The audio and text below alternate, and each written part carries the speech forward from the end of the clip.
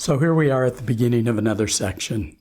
This time we're going to be talking about 4 styles of communication, and I want to share with you that communication is at the heart of our relationships.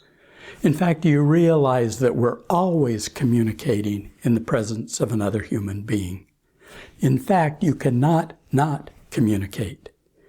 Even if no words are spoken, you put out nonverbal cues and messages. In fact, I'd go so far as to say that the quality of our relationships is a function of how well we communicate. If we want to improve our relationships, including our ability to influence and lead other people, then we have to improve how we communicate. It's that simple.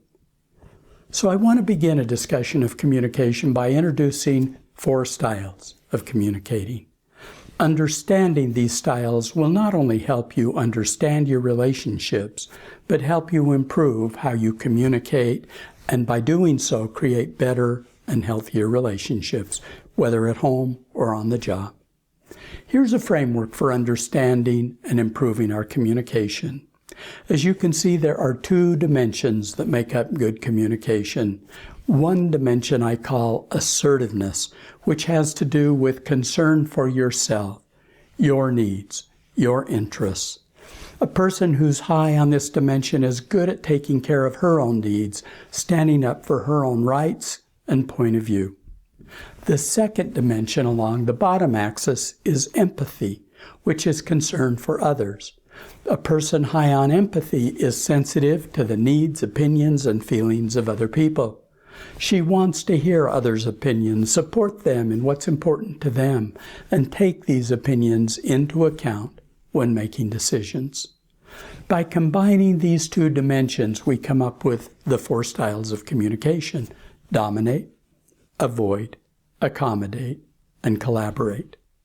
Now, I want to be clear that you can fall anywhere along either of the 2 dimensions of the model that I'm talking about, and so not everybody, in fact, not most people, are going to be a pure or extreme type.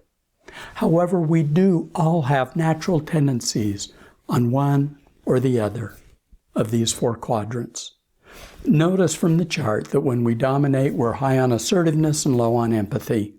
When we accommodate, we're high on empathy and low on assertiveness. When we avoid, we're low on both assertiveness and empathy. And when we collaborate, we're high on both assertiveness and empathy.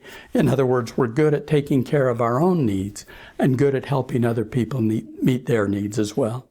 So let's do a deeper dive into each of the 4 styles, starting with dominators. I'll talk about that in the next lesson.